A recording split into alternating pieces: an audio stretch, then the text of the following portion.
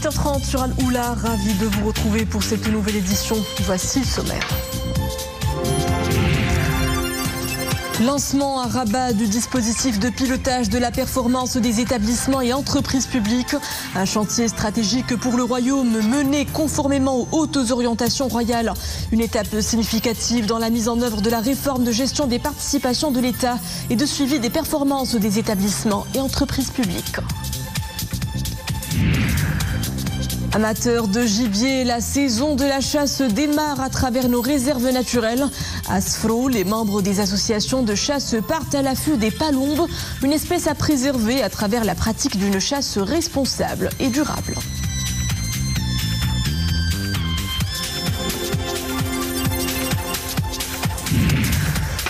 Les Beaux-Arts au menu de ce journal à Tétouan, le 4e festival des arts plastiques met à l'honneur les œuvres de diverses palettes marocaines et internationales. L'événement célèbre les femmes créatrices.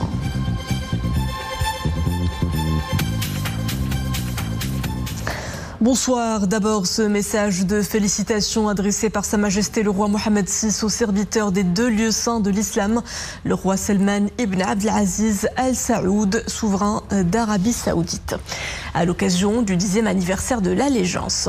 Dans ce message, le souverain exprime ses chaleureuses félicitations au roi Salman ibn Abdelaziz Al Saoud, implorant le Très-Haut de renouveler pareille occasion pour le serviteur des 2 lieux saints de l'islam dans la santé et le bien-être et pour le peuple saoudien dans davantage de progrès et de prospérité.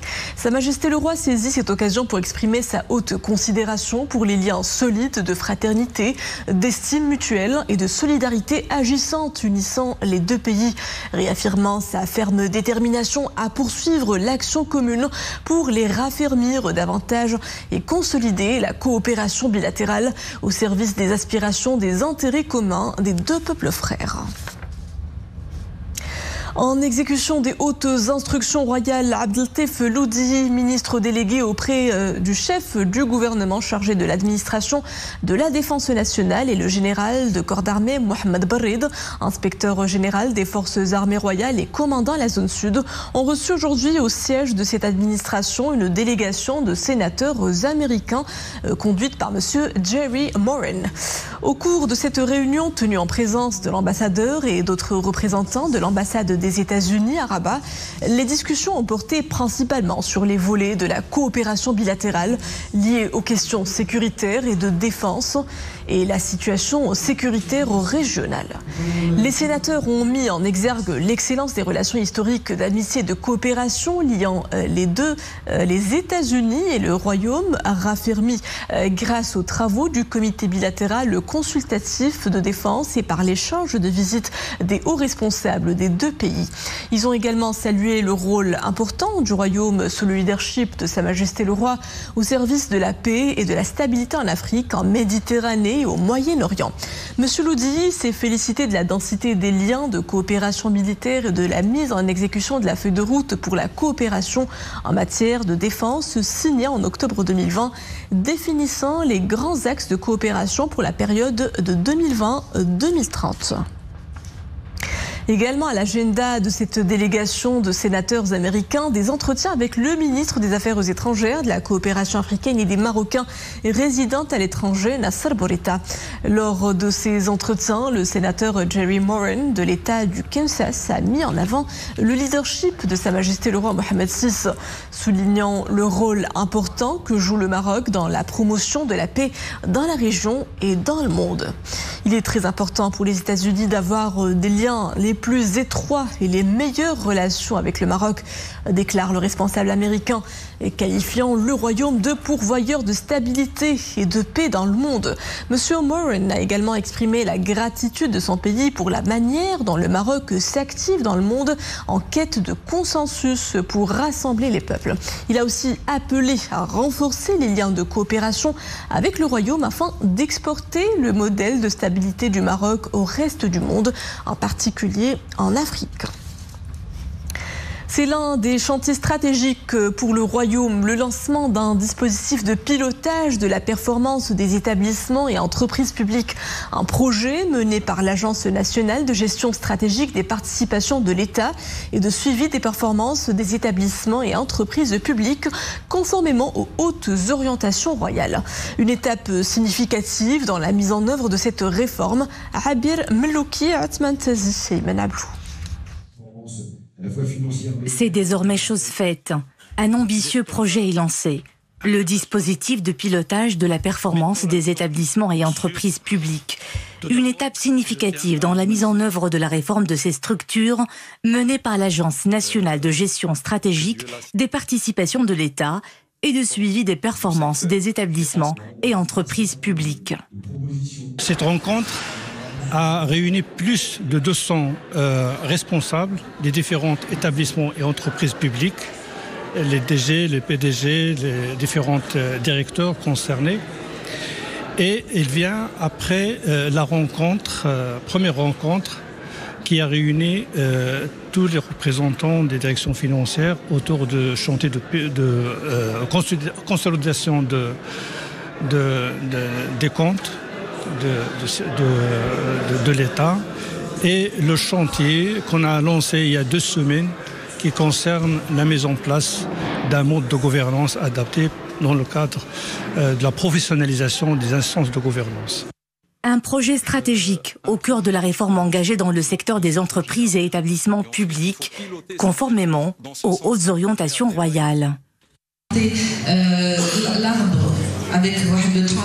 L'objectif, c'est vraiment de développer la culture de performance au sein du périmètre et de s'inscrire dans les orientations de Sa Majesté le Roi, que Dieu l'assiste, exprimées à l'occasion du discours de trône le 29 juillet 2020 et également le discours à l'occasion de l'ouverture de la session parlementaire la même année, dans laquelle Sa Majesté le Roi a exprimé sa volonté d'opérer une transformation profonde au sein du secteur public, notamment au niveau des établissements et des entreprises publiques. Le projet constitue un chantier complémentaire aux initiatives déjà lancées, notamment celles relatives à la consolidation des comptes de l'État actionnaire et à la promotion des bonnes pratiques de gouvernance.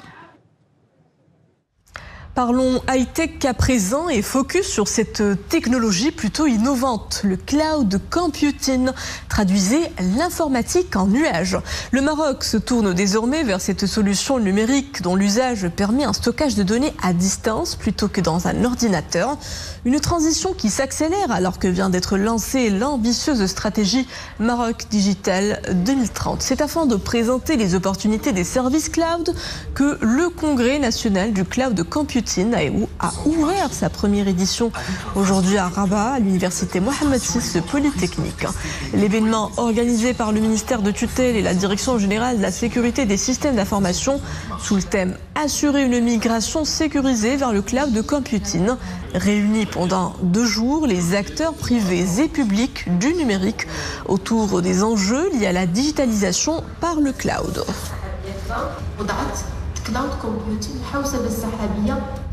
Proche-Orient, 1 an après le 7 octobre, la bande de Gaza réduite en champ de ruines. Une année de guerre meurtrière qui n'a cessé d'embraser ce territoire palestinien assiégé et dévasté.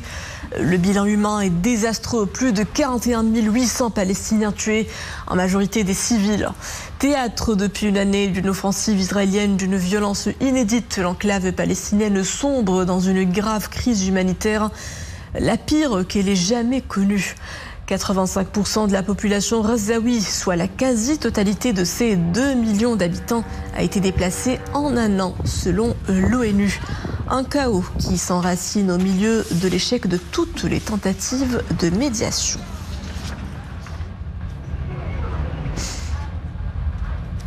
L'armée israélienne déplace ses opérations vers le front nord. Une campagne de bombardement massif est menée sur les bastions du Hezbollah au Liban. Hier soir, la banlieue sud de Beyrouth a été en proie à 4 raids israéliens. De nombreux habitants de la banlieue sud de Beyrouth ont été contraints de fuir vers d'autres régions libanaises. De son côté, le Hezbollah affirme viser des soldats israéliens dans plusieurs villages du sud du Liban, où Israël mène des incursions terrestres depuis une semaine.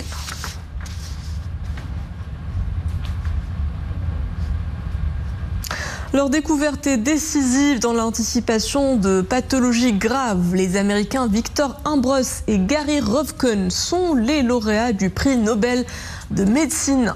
La prestigieuse récompense leur a été décernée aujourd'hui pour leur découverte des micro-ARN, une nouvelle classe de molécules ARN minuscules qui sont d'une importance fondamentale dans la régulation de l'activité des gènes. Ambros, 70 ans, est biologiste à la Massachusetts Medical School et Ruvkun, 72 ans, est professeur de génétique à la Harvard Medical School.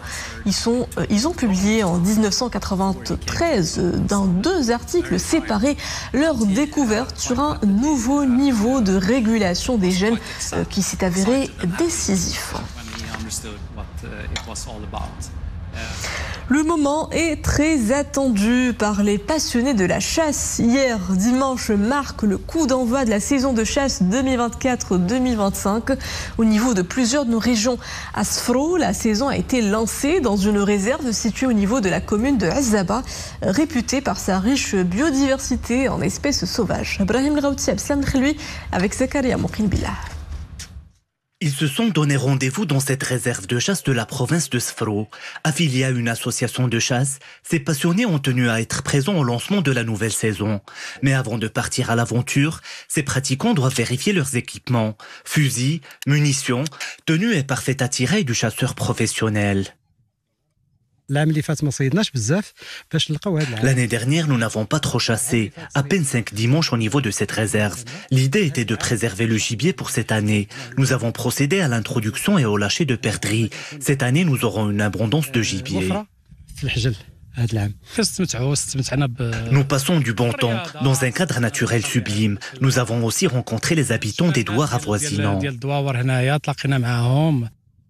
Rendez-vous attendu avec impatience par les pratiquants de la chasse, le lancement de la nouvelle saison revêt une importance particulière. Et afin de garantir une pratique sportive sécurisée, des mesures rigoureuses doivent être respectées. La direction provinciale de l'Agence nationale des eaux et forêts à Sfro veille au grain. Dans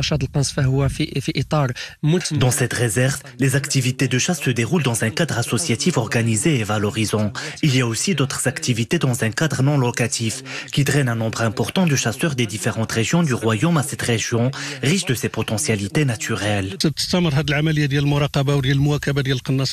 Le contrôle et l'accompagnement des chasseurs se déroulent d'octobre à la fin de décembre. L'objectif est de leur permettre de développer cette pratique tout en préservant le gibier et en respectant les lois afférentes. Dotée d'atouts naturels et de biodiversité, la province de Sfro constitue un cadre favorable à la multiplication du gibier. Des facteurs qui ont permis la création de nombre d'associations de chasse, de contribuer au développement socio-économique et de valoriser les activités de la chasse au service du tourisme écologique. Quittons l'univers rural et ses richesses forestières et fauniques vers le monde urbain qui lui aussi connaît une dynamique de développement considérable. La ville de Rabat a été sélectionnée ce lundi à l'unanimité par un comité d'experts désignés pour recevoir le prix d'honneur ONU Habitat 2024 lors de la célébration de la journée mondiale de l'habitat à Querétaro au Mexique. Ce prestigieux prix récompense les villes qui ont réalisé des accomplissements exceptionnels en matière de développement urbain et contribué de manière significative à l'amélioration de la qualité de vie de leurs habitants. Rabat se positionne ainsi comme un exemple inspirant de bonne gouvernance et de développement urbain, harmonisant culture, inclusion et durabilité sous l'impulsion visionnaire de Sa Majesté le Roi Mohamed VI.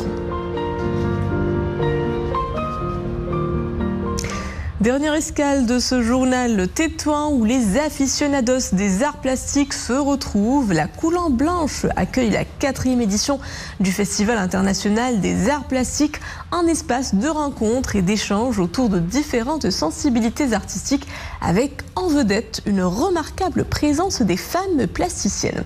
Abdelali Gnouni, Abdelrahim Chekhi, Adil Maroufi, le récit est signé Maria Ouad. Chacune son style, sa touche et sa technique. Aquarelle pour les unes, acrylite pour les autres.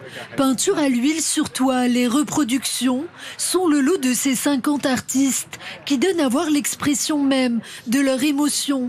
Une plongée au cœur de l'intime et du silence créateur. Je suis vraiment heureuse d'être là et de pouvoir rencontrer des artistes tout aussi différents les uns des autres. Vous savez, peindre est pour moi une sorte d'échappatoire. Cela me permet de casser la routine et de consacrer un peu de temps pour moi.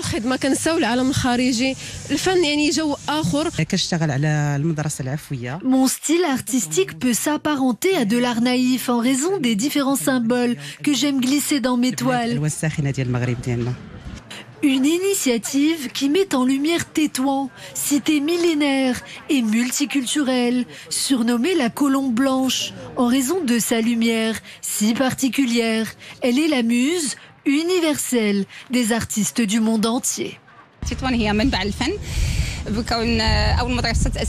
Tétouan est pour moi le berceau des arts plastiques car la première école des beaux-arts a vu le jour ici. C'est ma ville natale et c'est ma 4e participation à ce festival dont la renommée ne cesse de croître.